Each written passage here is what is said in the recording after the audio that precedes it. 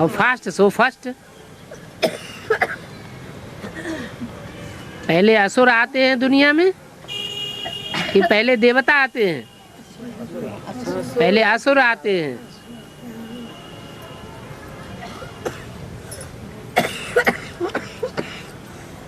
सात नारायण जो और धर्मों में कन्वर्ट होने वाले हैं, कम कला वाले, वो कच्ची आत्माएं पहले जन्म लेती हैं। कच्चे होने के कारण कंस उनको कोस घर में कोस लेता है, विकारों की जेल में डाल देता है, मार देता है। तब 8वां नंबर कृष्ण बच्चा पैदा होता है जो कंस के हाथ से निकल जाता है। बातें कहाँ की हैं? संगम युग की सारी बातें हैं। नहीं तो जैसे सात नारायण जैसे कृष्ण बच्चों को सरेंडर कर लिया, ऐसे ही वो 8वें को भी सरेंडर करके कोस घर में कोस देता। लेकिन ड्रामा ऐसा नहीं बना हुआ है। जाको राखे साइया मार सके न कोई।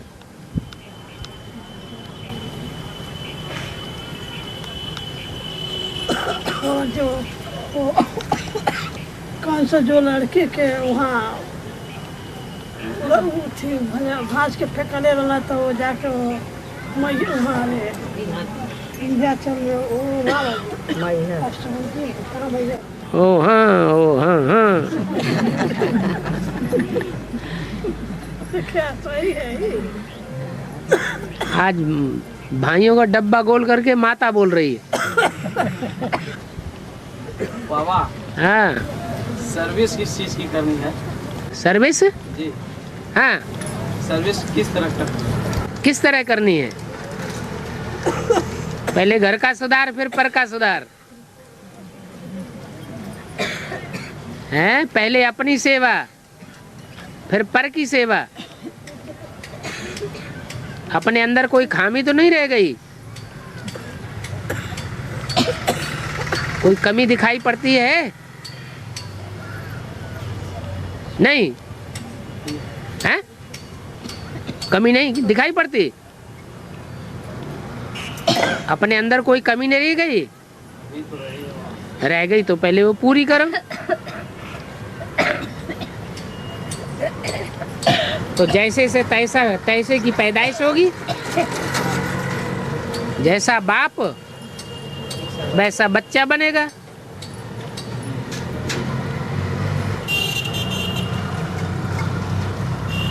अभी पैदाइश बिच्छू टिंडन की हो रही है या देवताओं की पैदाइश हो रही है? दुनिया में तो बिच्छू टिंडन जैसे बच्चे पैदा हो ही रहे हैं, लेकिन ब्राह्मणों की दुनिया में बिच्छू टिंडन पैदा हो रहे हैं या देवात्माएं पैदा हो रही हैं? हैं? देवात्मा पैदा हो रही है। लगता है, ऐसा लगता है। ऐसा लगता है कि बाबा आज ही की मुरली में चला है हाँ कि बिच्छू टंडन घर वाले हो गए, अगर ब्राह्मणों की दुनिया में आ गए हाँ तो घर छोड़ करके भागो भागो। अब 60 वर्ष की अवस्था में हाँ। भागो भागो उस बिच्छू। भागो भागो का मतलब बैराग। बैराग आता है किसी को?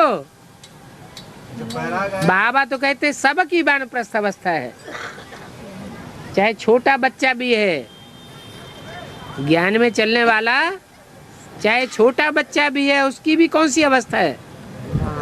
उसकी भी वानप्रस्थ अवस्था है। ये सब 84 जन्म लेने वाले बैठे हैं। तो और जिसके घर में और चलने वाले नहीं है बाबा, तो एक ही अगर चलने वाला है तो सब चल पड़ेंगे। तब तक तो बिच्छू टंडन का क्या करना पड़ेगा? घर में रह करके ही जूता सहना पड़ेगा का? तो अपने हाथ में है। बाबा तो गारंटी देते हैं मेरे बच्चे भूख नहीं मरेंगे। फिर भी कस के अगर पकड़ा हुआ है घर परिवार को मित्र संबंधियों को, तो इसमें बाबा क्या करे? बैराग आने का मतलब कि घर छोड़ करके अब भागो भागो। घर छोड़ने की बात नहीं कही, बल घर गृहस्थ में रहो, बल लगा दिया। तो भल में भाला हो गया, तो भाला का अब सामना भाला से करना पड़ेगा। अब भाला तो आएगा ही सामने। अगर नहीं होगा, अगर सीधे तरीके से घी नहीं निकलेगा तो वैराग तो इस दुनिया से लाना ही लाना है। ऐसी परिस्थितियां आ जाएंगी तो इस दुनिया से वैराग आएगा। तो किससे कटेगा? लोहा से कटेगा बाबा। बिल्कुल। तो किसके साथ विष बने, हैं? के साथ लोहा बने तभी तो कटेगा। तो लोहा बने कौन? बनो तुम। है दम? है ही है बाबा, है ही है, लेकिन तो अभी तो लोहा लग जाएगा। है? तब लोहा लग जाएगा। लोहा में कहाँ लोहा लग जाएगा? अब ब्रह्मा कुमारियों में लोहा नहीं लग जाएगा। वो तो लोहा है ही, लग क्या जाएगा? लोहा और पत्थर एक ही बात। तो ज्ञान के आधार पर तो बाबा एक आ गया कि ज्ञान बल और योग बल से अब लड़ाई होगी। और वो बाहुबल से लड़ेंगे तो क्या करेंगे? बाहुबल से लड़ाई लड़ेंगे तो हम अपना योग बल दिखाएं। और बाबा ने तो तरीका बता दिया है। अगर तुम्हारे ऊपर कोई हाथ पांव चलाता है, मारपीट करता है, तो क्या करो? भाग जाओ। लेकिन देवान आता है, भाग कैसे जाएं? अच्छा, हम 63 जन्म राजा बन के लड़ाई लड़ी, हम कैसे भाग जाएं? भाग जाएंगे तो भगा ही देंगे बाबा। हाँ, तो भाग जाएंगे, तो उस समय भाग जाएंगे, फिर लड़ाई लड़ेंगे। मोहम्मद गोरी की तरफ से लड़ेंगे तो मोहम्मद गोरी की तरह से कैसे लड़ेंगे? 17 बार मुझे कि 17वां बार उनको आक्रमण करेंगे। हमारा बाहुबल का आक्रमण है नहीं ना, हमारी लड़ाई बाहुबल की नहीं है। तो इसी तो बाबा आज तक रुका नहीं, तो केस हो गई होते, आज तक तो लड़ाई लग गई। अब तो ज्ञान बल और योग बल। तो वो लड़ाई लड़ने से हमारा फायदा होगा या नुकसान होगा? उनके पास तो ढेरों पैसा है, उनके पास ढेरों गुंडे हैं, गुंडों को 4 पैसे दे दो, कोई की भी हत्या करवा दो। हमारे पास तो इतने पैसे नहीं है कि हम हत्याएं करवा दें पैसे दिलवा करके। तो नुकसान किसका होगा? इसलिए बाबा ने हमें तो सहज रास्ता बताया है। सांप मरे न लाठी टूटे। पांडव लड़ाई नहीं लड़ते हैं, लड़ाई लड़ने वाले हैं कौरव, लड़ाई लड़ने वाले हैं यादव। जो दूसरे धर्म की आत्माएं हैं, दूसरे धर्म में कन्वर्ट होने वाली हैं, वो ही लड़ाई की बात करेंगी।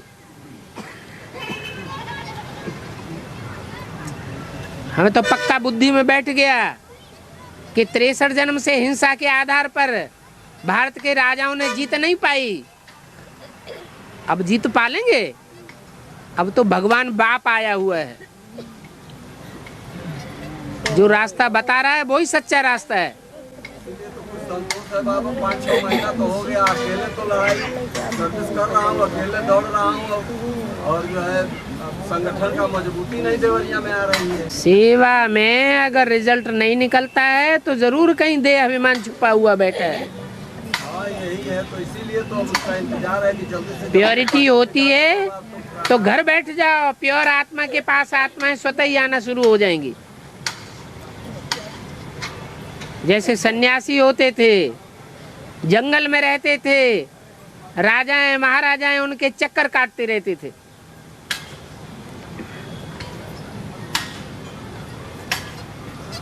मूल बात है अपन को पवित्र बनाने की।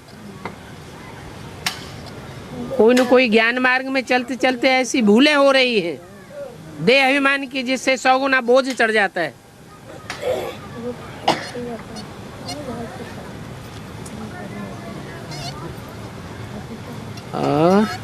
बाबा, बैराग शब्द जो है ये 2 तरह के, एक बैराग है, एक बैराग्य है। और बैराग होगा तो आग से बैर होगा, और बैराग्य होगा तो मूढ़ता से बैर होगा। ये क्या शब्द है? राग बिगड़ा हुआ शब्द है। हाँ। बी माना विशेष और बी माने विपरीत। राग के जो विपरीत है वो है बैराग।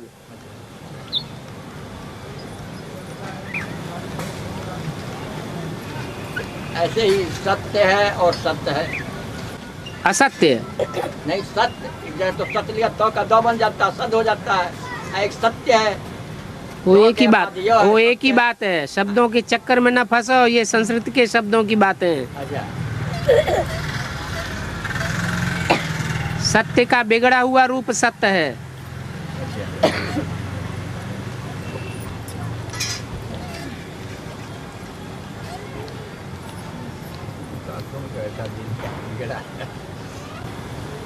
पहले घर का सुधार है, तो घर में सहयोग नहीं मिलता माताओं का या भाइयों का। सहयोग, स्नेह, सहानुभूति, संगठन,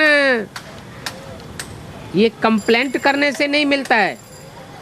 इनका तरीका है, हम जितना देते जाएंगे उतना हमको जरूर मिलेगा। अभी हमारा 63 जन्म का देने का जो हिसाब है ना, वो खाली हुआ पड़ा है। हमने 63 जन्म दिया ही नहीं, इसलिए रिटर्न सर्विस हो रही है।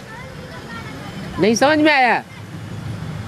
इसलिए अभी भी देते जाएं, देते जाएं, देते जाएं। कोई दे या न दे, हम सहयोग देते जाएं, हम स्नेह देते जाएं, हम सहानुभूति देते जाएं। हमारा स्टॉक जब भरपूर होगा तो स्वतः ही हमारी बात सब मानेंगे। चलते रहो, चलते रहो, चलते रहो। हारिए न हिम्मत, विसारिए न राम। कर्मों की गति को भूलना नहीं चाहिए। बात होती है ना कि संगठन में नहीं जाओ या सेवा में नहीं जाओ। किसी के कहने से कोई मान जाने वाली बात है क्या? नहीं मानने में तो गड़बड़ हो रहा परिवार में। हैं? नहीं मानने में गड़बड़ हो रहा ना। जो परिवार को हम परिवार कहते हैं वो सनातन परिवार है या आसुरी परिवार बन गया है? मुरली में तो बोला है, देहधारी संबंधियों से न कुछ पूछना है और न उनकी मत पर चलना है।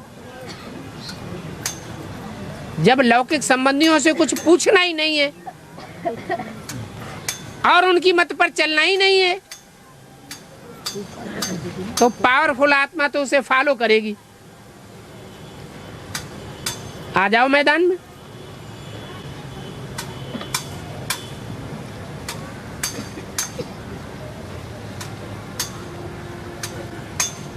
ये तो मुरली का महावाक्य है, फॉलो तो उसको किया जा रहा है। तो फिर कंप्लेंट कहाँ है?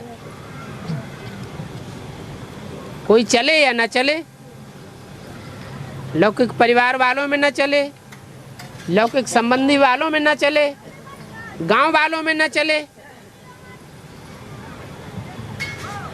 लेकिन हमें तो चलना है।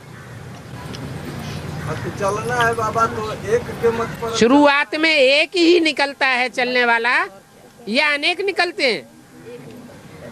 हैं? एक ही निकलता। शुरुआत में एक निकलेगा, फिर बाद में सहयोग देने वाले अनेक हो जाते हैं। कोई तेरा साथ न दे तो तू क्या कर, अकेला चलो रे। तो बाबा, तो लौकिक में भी नहीं कोई साथ देने वाला, लौकिक ब्रह्मा कुमारी में भी साथ देने वाला नहीं, तो अब एडवांस में भी आए, एडवांस में भी साथ देने वाला नहीं, तो अकेले चलो। तो बाबा तो देंगे ना। मन शंका है, बाबा नहीं है, लौकिक दुनिया का कोई आदमी है। हाँ, बाबा हद की दुनिया में जैसे लोग होते हैं ऐसे आदमी है, बेहद का बाबा नहीं है। इसी में तो बाबा ऊपर नीचे नीचे ऊपर हो जाते हैं। और निश्चय बुद्धि बनना न बनना तुम्हारी बात है या बाबा की बात है? हाँ, तो फिर है निश्चय बुद्धि विजय थे, अनिश्चय की बातें क्यों करते हो? पकड़ में आ जाते हो। अगर ऐसा होता तो, अगर बाबा ऐसा करे तो दुनिया हमारा साथ छोड़ दे, लेकिन बाबा तो हमारा साथ नहीं छोड़ेगा। इस प्रश्न में निश्चय छुपा हुआ है या अनिश्चय छुपा हुआ है? निश्चय छुपा हुआ है।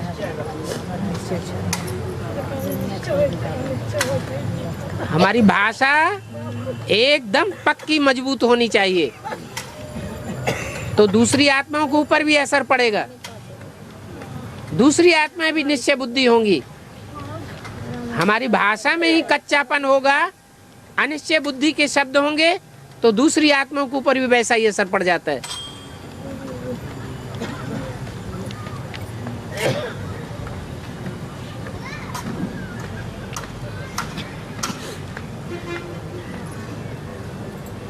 बाबा गायन है जिन रोया तिन खोया, इसका क्या अर्थ है बाबा?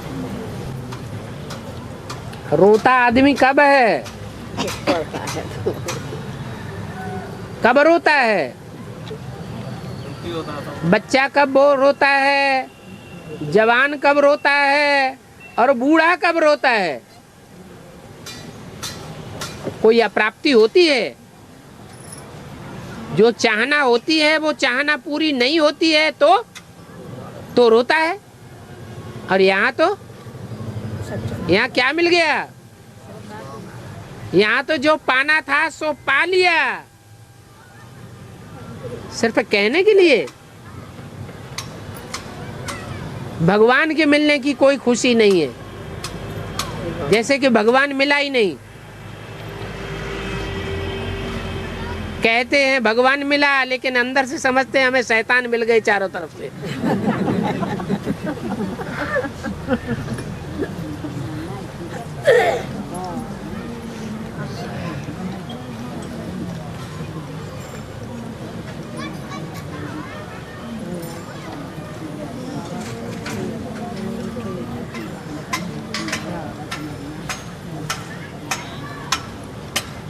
और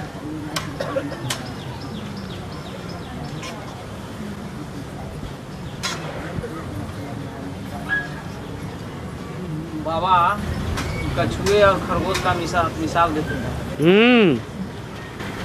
कि खरगोश चलता रहता है और बीच में जाकर रास्ते में सो जाता है, और कछुआ लगातार चलता रहता है, तो बाबा इसका क्या अर्थ है? अंदर वाले रह जाएंगे और बाहर वाले ले जाएंगे। तो उनमें कछुआ कौन हुआ और खरगोश कौन हुआ? बाहर वाली हैं ब्रह्मा कुमारियां, और अंदर वाले हैं एडवांस वाले। जब एडवांस नहीं शुरू हुआ था तो ब्रह्मा कुमार कुमारी थे अंदर वाले, और घरगस्त में से जो चलने वाले ज्ञान में थे वो कौन थे? बाहर वाले।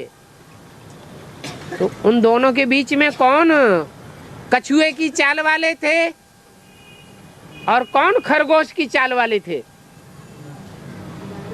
पहले बेसिक में देखो, ब्रह्मा बाबा के जमाने की बात लो, बोलो। अरे ज्ञान में तीखे अंदर वाले थे या बाहर वाले थे? ज्यादा दौड़ने का पुरुषार्थ करने का मौका अंदर वालों को मिल रहा था या बाहर वालों को मिल रहा था? बाहर वालों को मिल रहा था। हैं? बाहर वालों को मिल रहा था। अरे अंदर वालों को तो कोई धंधा नहीं, कोई कमाने की चिंता नहीं, कोई बाल बच्चों की चिंता नहीं, घर मकान संभालने की चिंता नहीं। सारी दुनियावी चिंताएं उसके ऊपर डाल दी। सिर्फ पुरुषार्थ करो। तो अंदर वाले दौड़ने में तीखे होने चाहिए या बाहर वाले होने चाहिए? अंदर वाले हो गए खरगोश। लेकिन क्या हुआ आज? है। और दौड़ते जिस समय ब्रह्मा बाबा रहे तब तक तो दौड़ ली सो दौड़ ली। उसके बाद अब आराम से दुबक के झाड़ी में बैठ गए एयर कंडीशन में।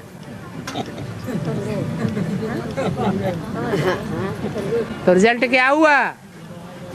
जो कछुए के चाल वाले थे, घर गृहस्थ में रहने वाले, कीचड़ में रहने वाले, वो ले गए और अंदर वाले रह गए। यहाँ जितने सब बैठे हुए हैं वो घर गृहस्थ की कीचड़ वाले बैठे हैं या अंदर में रहकर निश्चिंत होकर पुरुषार्थ करने वाले थे? हैं? सब घर गृहस्थ की कीचड़ में रहने वाले पुरुषार्थी बैठे हुए हैं।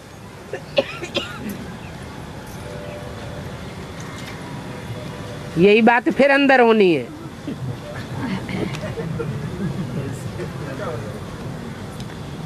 अब बाबा क्या होगा यहाँ पे?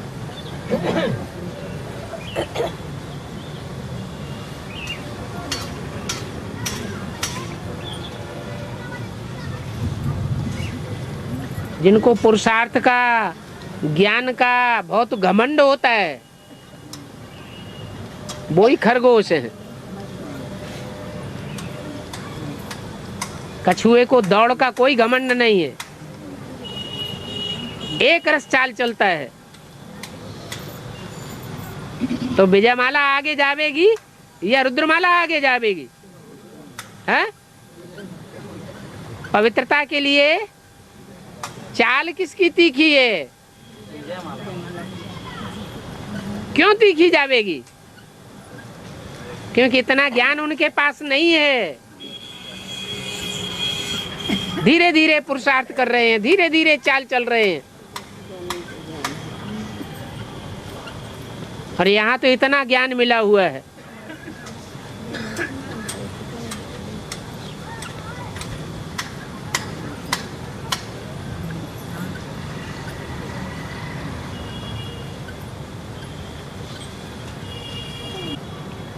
बाबा मुरली में बोला कि किताब देख के भूल रहे हैं, किताब सामने रखी है। बोलो बोलो बोलो, किताब दिखा रहा है, देखो।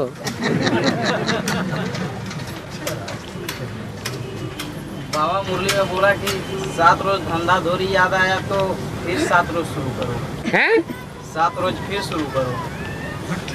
हाँ, भट्ठी में जाए और दुनियादारी याद आती रहे, या दुनियादारी में चिट्ठी लिखता रहे, या दुनिया वालों को फोन करता रहे, तो इससे साबित है कि आत्मा गर्भ में पक नहीं रही है।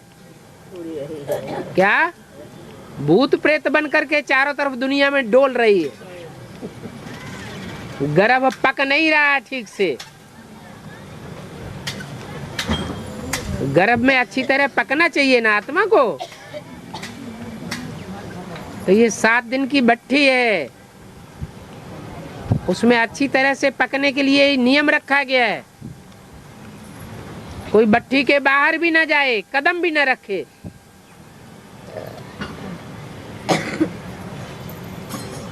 फोन भी ना करे। रिश्तेदारों से बात करने के लिए कहीं आना जाना बंद। जैसे गर्भ में अंदर ही खाना मिलता है, अंदर ही पीना मिलता है, ऐसे ही 7 दिन की भट्ठी में अंदर ही खाना पीना भोजन सब कुछ। अगर किसी को शराब पीने की लत लगी हुई है और भट्ठी में पहुंच गया और 6 दिन तक तो अपने को कंट्रोल कर लिया, 7वें दिन चला गया शराब पीने,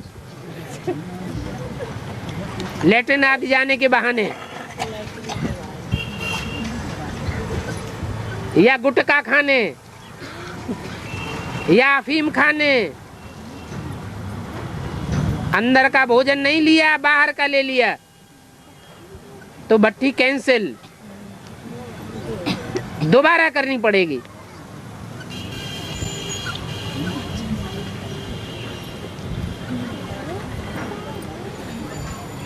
और और बाबा संसार में अनेकों दरवाजा है, तो क्या एक दरवाजा बंद हो जाएगा तो क्या सारे दरवाजे बंद हो जाएंगे?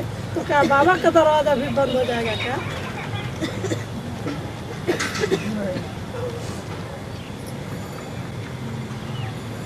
कौन से हैं अनेक दरवाजे?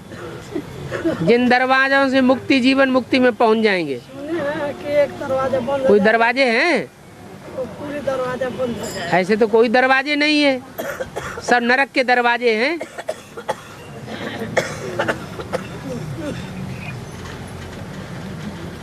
नरक के दरवाजे हैं अनेक और स्वर्ग का दरवाजा है एक।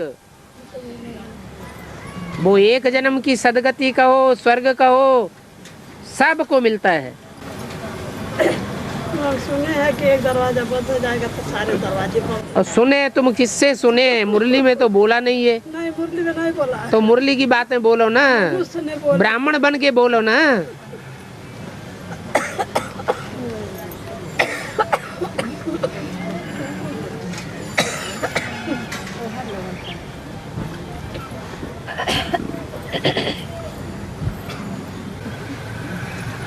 अब गोरखपुर वाले प्रश्नों से पार प्रसन्नचित्त हो गए है? प्रश्नों से पार प्रसन्नचित्त हो गए। प्रसन्नचित्त हो गए? पाना था सो पा लिया। अब चुप। पाना था सो पा लिया है? पक्का पक्का निश्चय बुद्धि हो गए? हाँ, जब अकेला चलो हैं? बाबा के साथ अकेला चलो, अब मैदान में तो चलना ही है। अब बाबा हाँ द्वार है ही है, तो डरना कोई बात नहीं। हाँ, दरवाजा तो एक ही है।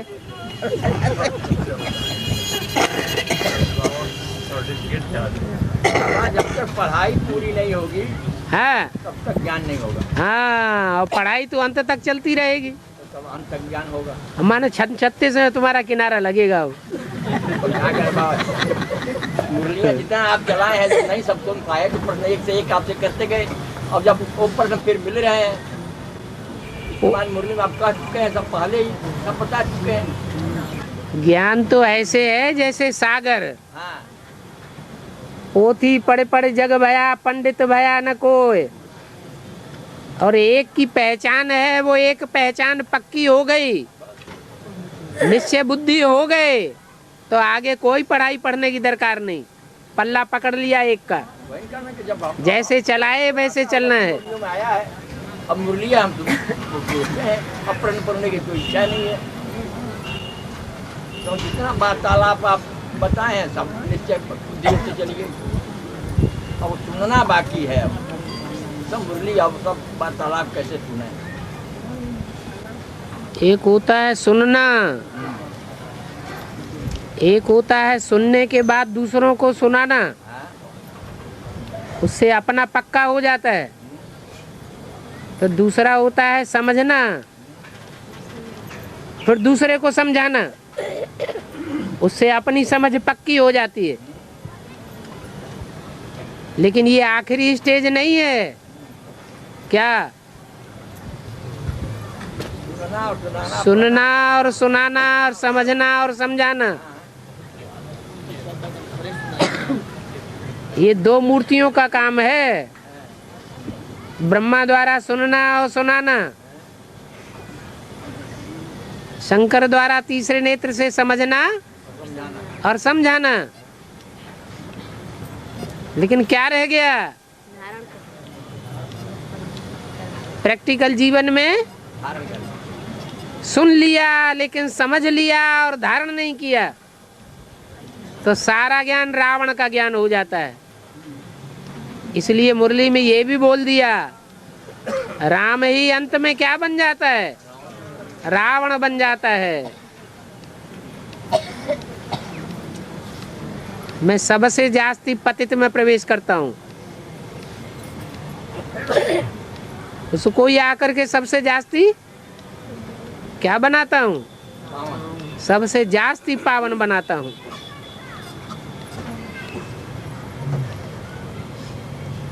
तो तीसरी सीढ़ी वो तीसरी मूर्ति की है।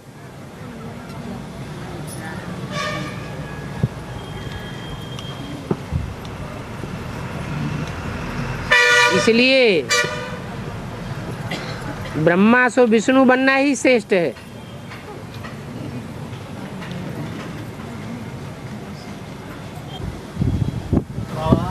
सत्य ही परमात्मा ही परमात्मा है, सत्य ही परमात्मा ही परमात्मा सब है। सत्य ही शिव है, शिव ही परमात्मा है, परमपिता है।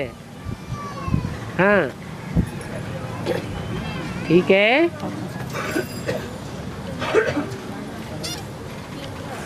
और 100% सत्य है तो भगवान है, परमात्मा है। थोड़ा भी असत्य है तो आत्मा है या परमात्मा है? तो आत्मा है, परमात्मा नहीं हो सकता।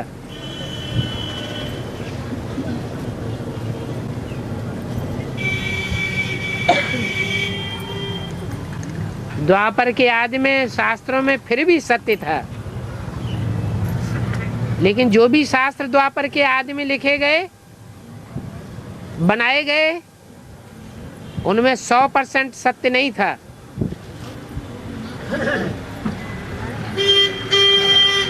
इसलिए वो विष बढ़ता चला गया।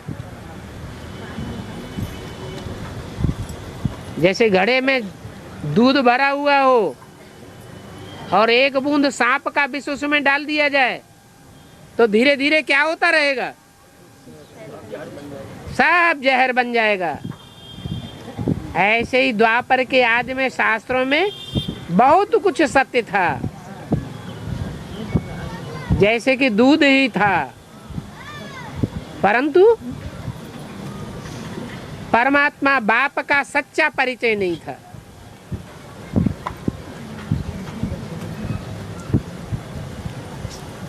परमात्मा बाप के बारे में सारा गड़बड़ हो गया। वेदों में एक ऋचा भी आई है कि हे भगवान, हम तुम्हें पहले सर्वव्यापी नहीं मानते थे, अभी सर्वव्यापी मानते हैं। विदेशी विद्वानों ने लिखा है, कीथ ने, कीरो ने। पहले गीता का भगवान निराकार था, गीता निराकारवादी रचना थी। बाद में कृष्णोपासकों ने उसमें कृष्ण का नाम डाल दिया, भगवान को साकार बना दिया। जिस समय महाभारत लिखा गया है, महाभारत का एक अंश गीता भी है, उसमें कृष्ण का नाम भी घुसेड़ दिया गया उसी समय। क्योंकि गुरु एक होता है और चेला अनेक प्रकार की बुद्धि के होते हैं। कोई चेले ने शरारत कर दी, वासुदेव कृष्ण को सूप में ले जाते जमुना पार कर है। सूप माने टोकरी। टोकरी कैसे स्वभाव की? सार सार को गह रहे थोथा दे उड़ाए। टोकरी कैसी थी? सूप स्वभाव। सूप क्या करता है? क्या करता है?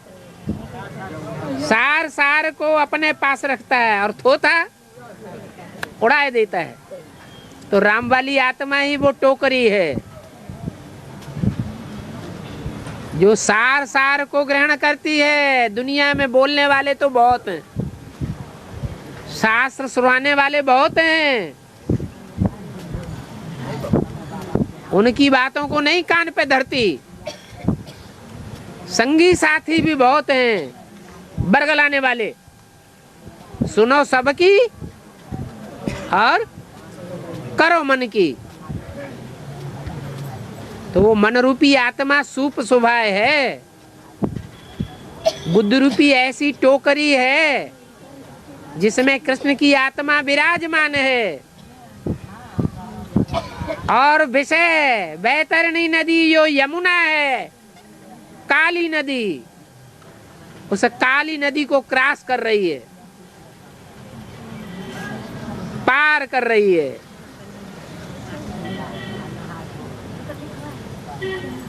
कृष्ण बच्चा पार जाएगा या डूब जाएगा? पार जाएगा।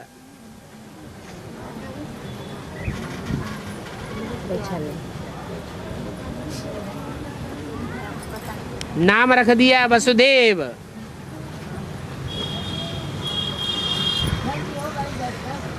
वसु माने धन संपत्ति,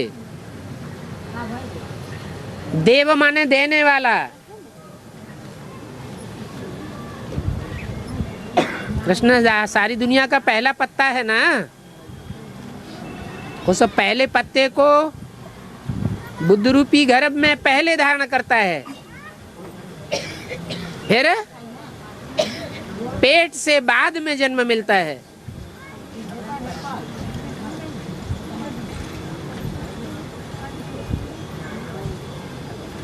वो पत्ता पार जाएगा, वसुदेव भी पार जाएगा, कृष्ण भी पार जाएगा।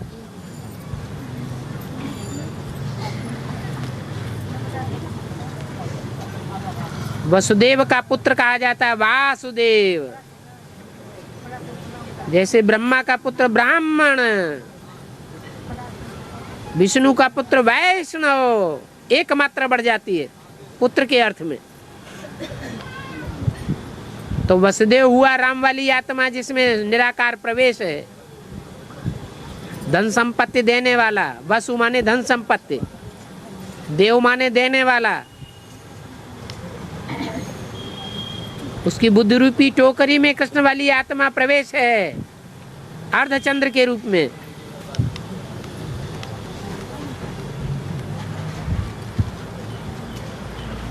बोई कथा कहानियां अनेक रूपों से दिखाई दी हैं। ये कथा कहानियां शास्त्रों के रूप में बाद में बनी हैं। पहले चित्रकारों ने चित्रकारी की है, गुफाओं में पहाड़ काट काट करके।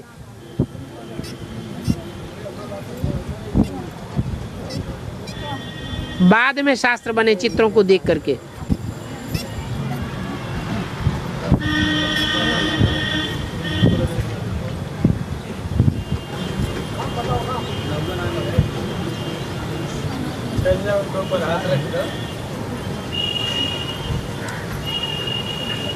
हाँ जी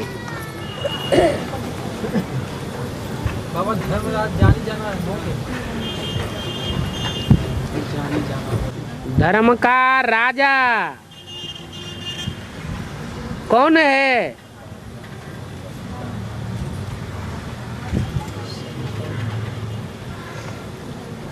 धर्मराज माने धर्म का राजा, ब्रह्मा की सूल। वो धर्म का राजा है या भगवान का रूप है? क्या है? धर्म का राजा है। धर्म का राजा अधर्म करने वाले को क्या देता है? दंड देता है।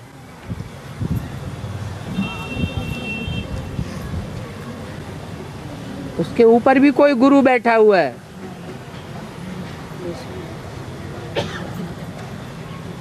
समझ में आई बात है?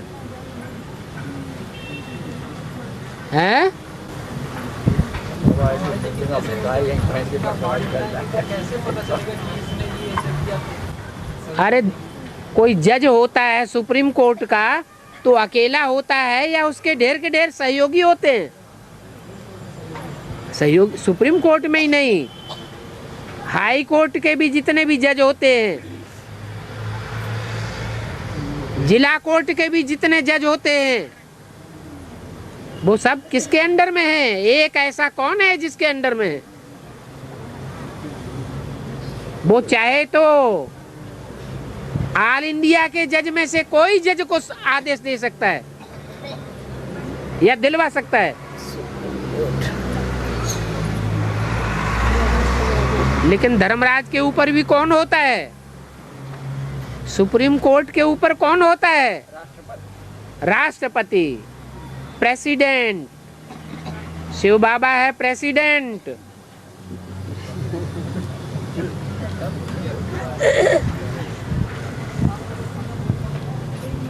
सुप्रीम कोर्ट का जज, चीफ जज कोई को फांसी की सजा सुनाता है और राष्ट्रपति उसको माफ कर देता है, छुड़ा देता है।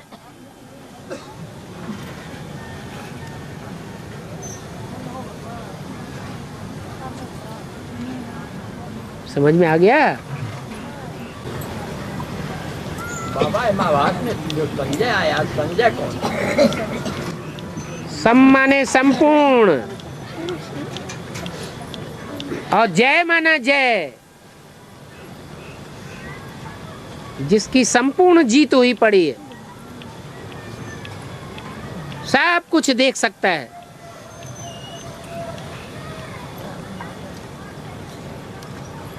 हैं? सब कुछ तो एक शिव बाबा ही देखता है। तो बस वही संजय है।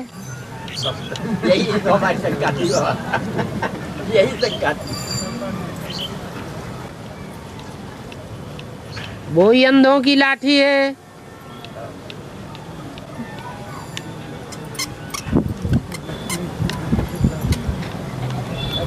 कब आया? जितना पानी बाबा पहनते नहीं थे, बिना बताए।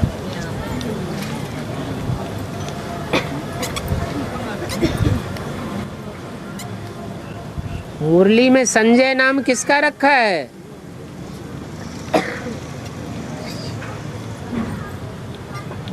अरे मुरली में कहीं संजय नाम सुना है? कोई का नाम रखा है बाबा ने संजय? अरे है? जगदीश भाई का नाम रखा है संजय। बाबा बेहद की भाषा बोलता है या हद की भाषा? तो हद के जगदीश की बात है या बेहद के जगत ईश की बात है? तो वही बेहद का जगदीश कहो, शिव बाबा कहो, वो अंधों की लाठी है। मुरली में रमेश भाई का भी नाम आया है, रमेश। वो रमेश हद का रमेश भी है। यादवों का मुखिया है या नहीं है? हैं? अरे ब्राह्मणों की दुनिया में यादव संप्रदाय और उनका मुखिया कौन है? बड़े धनाढ्य होते थे। आज की दुनिया में, बाहर की दुनिया में सबसे जास्ती धन संपत्ति किसके पास है? रूस और अमेरिका है यादव। उनके पास सबसे जास्ती धन संपत्ति है। बड़े बड़े शराबी, कबाबी, महलमानियों, अटारियों वाले। जितना उनकी मुट्ठी में महलमानियां, अटारियां हैं, उतना और किसी की मुट्ठी में है? तो ब्राह्मणों की दुनिया में ऐसा कौन है जो बड़े बड़े कंक्रीट के अंडरग्राउंड मकान बनाए हुए हैं सारे उसकी मुट्ठी में? कौन है? हैं? जो बनाए हैं रमेश। उसका अर्थ क्या हुआ? रमा ईश। रमा का जो ईश्वर है, पति है। रमा किसका नाम है? हैं? हैं? पार्वती का नाम है रमा। वो है हद का रमेश। कहाँ का रहने वाला है? हैं? बम्बई का। नाम बम्बई क्यों रखा गया? हर हर बम बम की नगरी है। किसकी नगरी है? माया की नगरी है।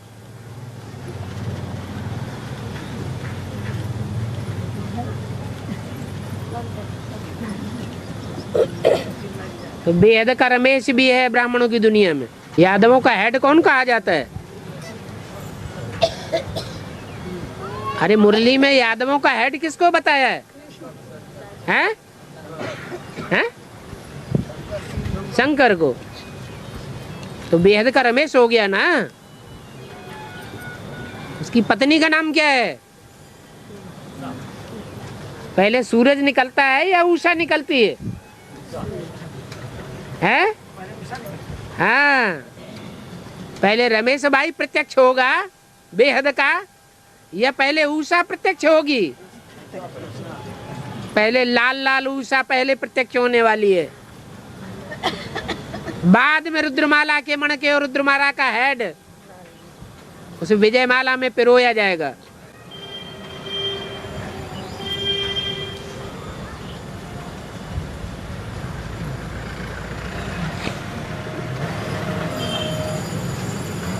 बाबा रामायण में कैकई शब्द का अर्थ क्या है? आया कैकई, कई कई 3 रानियां हैं। जो शस्य रूपी झाड़ है उसके 3 हिस्से हैं। एक हिस्सा है जड़ से लेकर के और चोटी तक सीधा आ जाता है, कहीं मोड़ नहीं लेता। जिनके लिए मुरली में बोला है तुम हो देवी देवता सनातन धर्म के पक्के, न इधर मुड़ते हो और न इधर मुड़ते हो, कहीं कन्वर्ट नहीं होते। अरे इस दुनिया में सनातन धर्म जिंदा है या मर गया है? ना कहीं थोड़ा सा तो बचा है ना।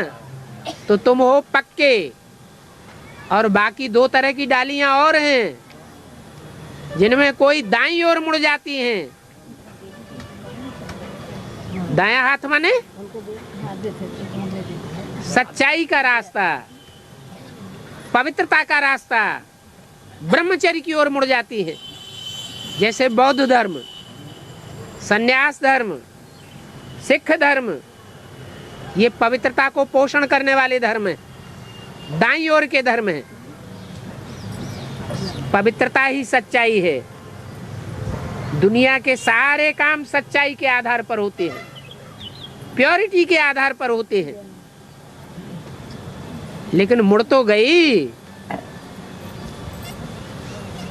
झूठी पवित्रता की तरफ मुड़ी या सच्ची पवित्रता की तरफ? है झूठी पवित्रता, सन्यासियों वाली पवित्रता। और तीसरे प्रकार की डालियां और भी हैं जो ब्रह्मचर्य को महत्व नहीं देती, पवित्रता को महत्व नहीं देती। इस्लाम धर्म, क्रिश्चियन धर्म, मुस्लिम धर्म वगैरह वगैरह, ये कई कई खसम करती हैं और करवाती हैं। तो उनका नाम क्या पड़ गया शास्त्रों में? कई कई। एक नहीं बनाती है अपने जीवन में, कई कई बनाती है।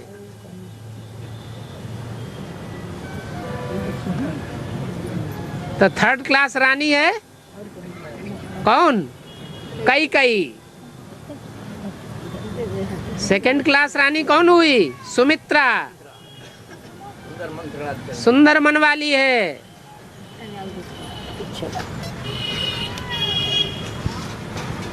और 1st क्लास कौन है? जो कर्म करने में कुशल है। चौरासी जन्मों में से ज्यादा जन्म तक पवित्र रहती है। उनका तो विरुद्ध है, तुम सब पार्वतियां हो। कैसी पार्वतियां? जन्म जन्म लगी रगर हमारी, बरो शंभु न तू रहो कुंवारी।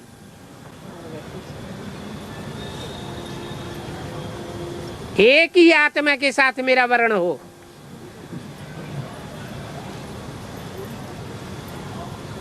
नहीं तो कुंवारी रहना पसंद है, जात जाति का मुंह तो न पीना पड़े। तो श्रेष्ठ भावना है या भ्रष्ट भावना है? श्रेष्ठ भावना है।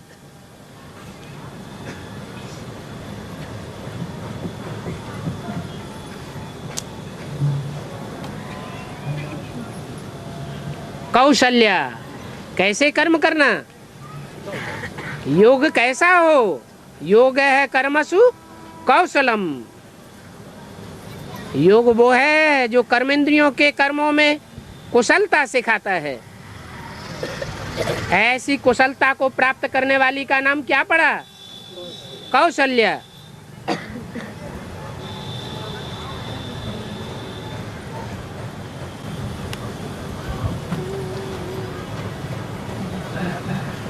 बाबा ऐसा उपनिषद में आया नचिकेता, है? नचिकेता अग्नि किया। हाँ, कठोपनिषद में होता है नचिकेता ने धर्मराज से जाकर के 3 दिन तक वैसे पढ़ा रहा है? 3 दिन तक वैसे ही पढ़ा रहा, जल को ग्रहण नहीं किया। हाँ, प्रश्न के लिए है? दुनिया कैसी है, मृत्यु कैसे होती है, मृत्यु क्या है, नचिकेता ने पूछा है।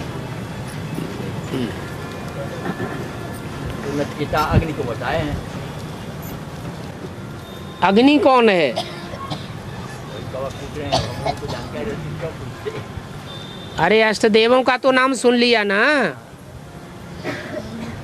अष्टदेवों में जल वायु अग्नि का नाम आता है या नहीं आता है?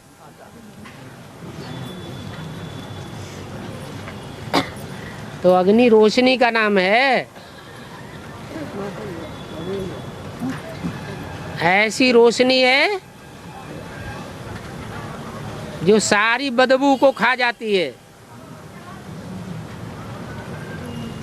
परंतु खुद उसमें लिम्पायमान नहीं होती। परंतु ये जड़त्वमयी बुद्धि वाली मूर्तियां हैं या चैतन्य मूर्तियां हैं। जल वायु अग्नि जड़त्व है, जड़त्व हैं, देवता जड़त्वमयी देवता हैं। उनमें चैतन्य रहने वाला एक ही है, ज्ञान सूर्य। तो सब पर प्रकाश देता, चाहे गंदा हो चाहे सुगंधित हो। हाँ जी। और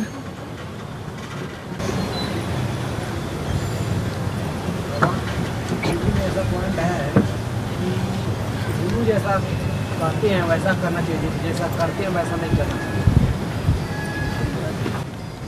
गुरु जैसा आर्डर करे वो काम करना है, जो मुरली में भी बोला है।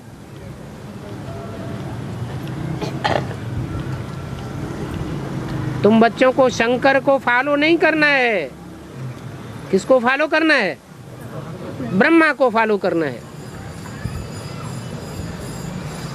अब दोनों ही गुरु हैं। गुरुर् ब्रह्मा गुरुर् विष्णु गुरुर्देवो महेश्वर।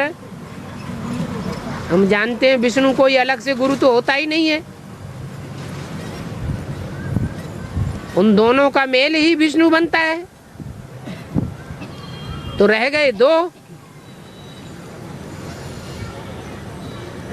ब्रह्मा को कर्मों में फॉलो करना है। जैसे कर्म ब्रह्मा ने किए हैं वैसे ही कर्म करना है। लेकिन ब्रह्मा भी अगर कहे तो ब्रह्मा की बात नहीं माननी है। जैसे कि मुरली में बोला, बच्चे बाबा के पास आते थे, अपनी कथा कहानी परिवार की बताते थे। बहुत दबाव पड़ रहा है, बहुत परिवार वाले दुखी हैं, शादी करनी पड़ेगी। तो बाबा कहते थे अच्छा बच्चे शादी कर लो, पवित्र रह करके दिखाना। अगर शादी करने के बाद पवित्र रह करके ही कोई दिखा सकता हो तो फिर मुरली में शिव बाबा ने क्यों बोला शादी बर्बादी, शादी बर्बादी। इसका मतलब ब्रह्मा के डायरेक्शन फॉलो करने योग्य नहीं है। किसके डायरेक्शन पर चलना है? दो बाबाएं हैं, एक छोटा बाबा और एक बड़ा बाबा। कौन है बड़ा बाबा? जिसे कहते हैं शिव बाबा, जिसका नाम शिव के साथ मिलाया गया है। ब्रह्मा का नाम शिव के साथ नहीं मिलाया गया, विष्णु का भी नहीं मिलाते। एक ही आत्मा है जो बाप समान स्टेज को धारण कर पाती है। शिव शंकर भोलेनाथ कहा जाता है, तो उसके लिए बोला है।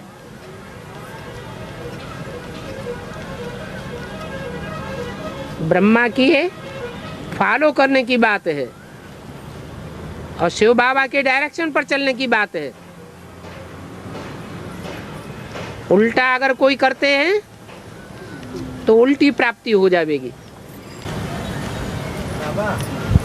छत्तीस में 18 लाख रुपए की शो किया गया, बाकी बजट का पैसे की शो नहीं किया गया हैं? 36 में है पैसे के शो किया गया 18 लाख, और 18 लाख पैसे के शो नहीं किया गया। ये किसने सुनाया तुमको? 36 में 36 लाख रुपए की स्थापना हुई है। हैं? 36 में 36 लाख रुपए की स्थापना हुई थी हैदराबाद में। 36 लाख की स्थापना हुई, ये किसने सुनाया? हैं? हैं?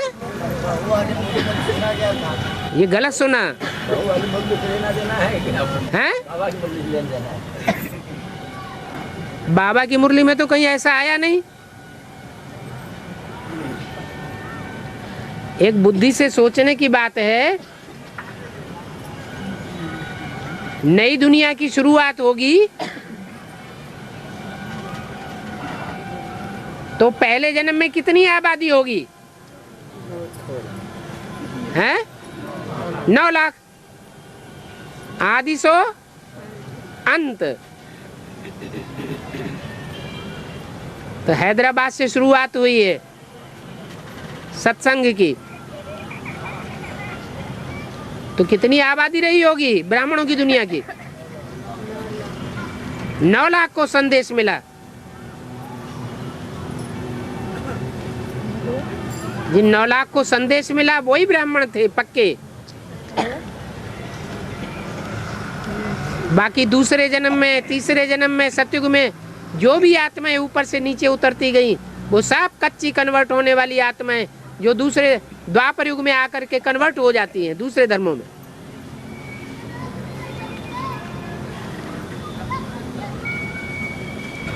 तो 36 लाख आबादी कहां से उठा ली?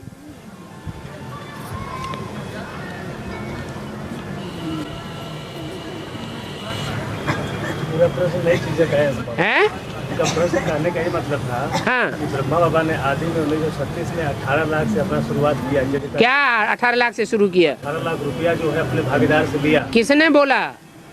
भागीदार तो खुद ही गरीब था, उनकी दुकान में नौकर था, वो कहाँ से पैसा देगा? ये सब झूठी बातें कहाँ से उठा ली? लिखा हुआ है उसमें। किस में लिखा हुआ है? जीवन को पलटाने के लिए। ये किसने लिखी किताब? जगदीश भाई ने लिखी। बस हो गए जगदीश भाई की पिट्ठू। जगदीश ने कहा कि हमने तो लिखा नहीं, जो दादियों ने बताया वो हमने लिखा। हाँ, तो दादियों ने जो लिखा, दादी मनुष्य हैं या भगवान हैं? आदत तो पड़ी हुई है गुरुओं के आधार पर चलने की। उनका कहने का है। भागीदार को हिस्सेदार को बनाया। भागीदार के पास पैसा था जो 18 लाख ले लिया उनसे। हिस्सेदार किस बात का बनाया? मेहनत का हिस्सेदार बनाया या कि पैसे का हिस्सेदार बनाया?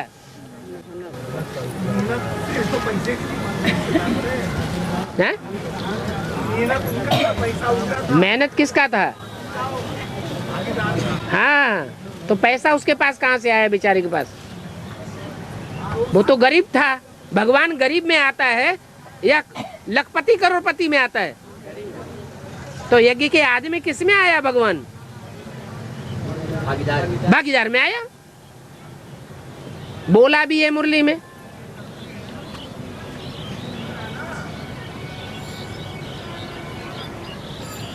अलफ को मिला अल्लाह, बेबादशाही सारी भागीदार को दे दी।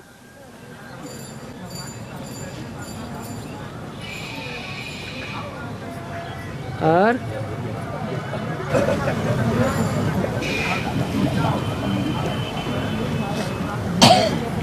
ब्रह्मा को फॉलो करेंगे हाँ, तो ब्रह्मा को याद आएगा ही। ब्रह्मा की जो गलती हुई दोनों की गलती। माने जिसके आर्डर पे चलेंगे वो याद नहीं आएगा। अरे जिसके आर्डर पे चलेंगे वो पहले याद आएगा या जिसको फॉलो करेंगे वो पहले याद आएगा? अभी मौजूद कौन है? दोनों याद आएंगे तो तुम बहुत अच्छी प्राप्ति करोगे, क्योंकि दोनों मरे हुए को भी याद करते हो। हाँ, ब्रह्मा को फॉलो करो, लेकिन बात मेरी मानो। ये भी तो बोला है, मेरी बात मानो। तो जो जिसकी बात मानोगे वो जिंदा है या मर गया? जिंदा है। तो जिंदा ज्यादा याद आना चाहिए या मरा हुआ ज्यादा याद आना चाहिए? इसका मतलब मुर्दों से प्यार है।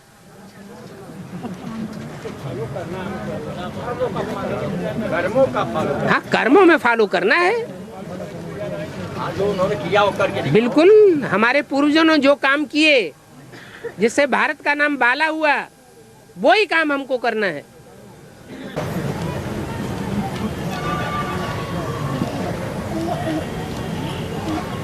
भगवान शरीर धारण करते है? भगवान शरीर धारण करते हैं। शरीर धारण करते हैं? शरीर धारण नहीं करते। धारण करना माने धरना। वो शरीर धरते नहीं है। शरीर धरने वाले को, देह को धरने वाले को देहधारी कहा जाता है। भगवान देहधारी है? फिर भगवान तो प्रवेश करता है। निज इच्छा निर्मित है? निज इच्छा निर्मित माया गुण गोपाल राम। हाँ, तो जो तन उन्होंने पसंद किया वही तो उनकी इच्छा हुई ना। फिर निज इच्छा निर्मित है।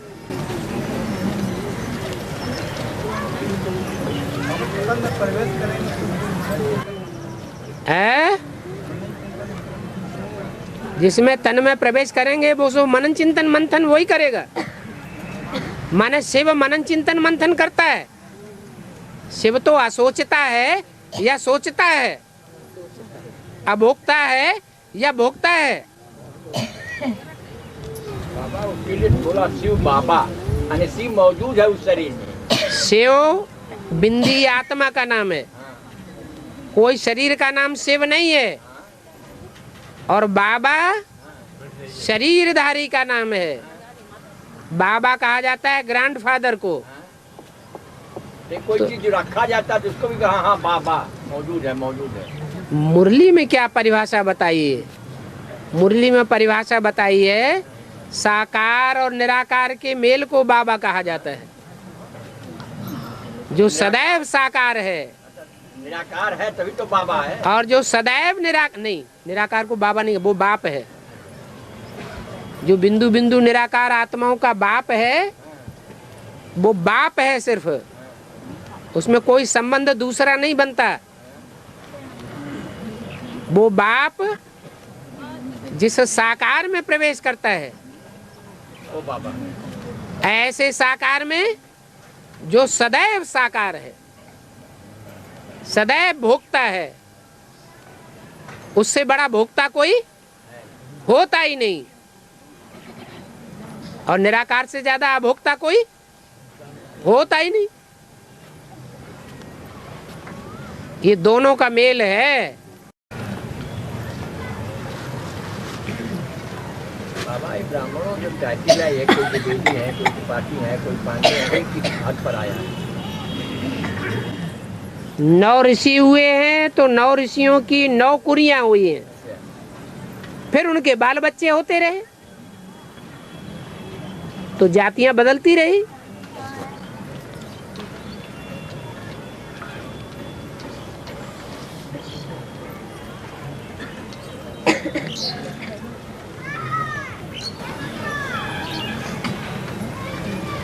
भागीदार वाला युद्ध है। हैं? भागीदार के विषय में उलझ गया। आपको उलझ गया?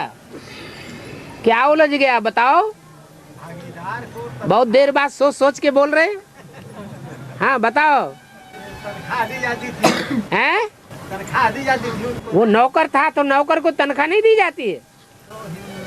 पार्टनर, हाफ पार्टनर बनाया गया था। बाद में 10 वर्ष से रहने वाला ध्यान में जाती थी, मम्मा बाबा को भी ड्रिल कराती थी। इसका मतलब 2 थे। और सन 36 की बात है। सन 36 से पहले 10 साल से वो बाबा के साथ मौजूद था दुकान में। जब नौकर था तब नौकर था, जब ब्रह्मा बाबा छोड़ के चले गए सिंध हैदराबाद में तब क्या था, है? तब पार्टनर था।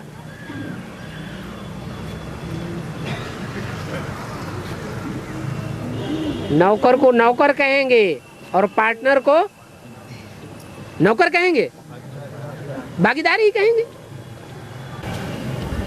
इन्हीं को भागीरथी भी कहा गया क्या? ये भागीदार है तो भागीरथ भी है। इन्हीं को भागीरथी भी कहा गया। भागीरथी गंगा को कहा जाता है।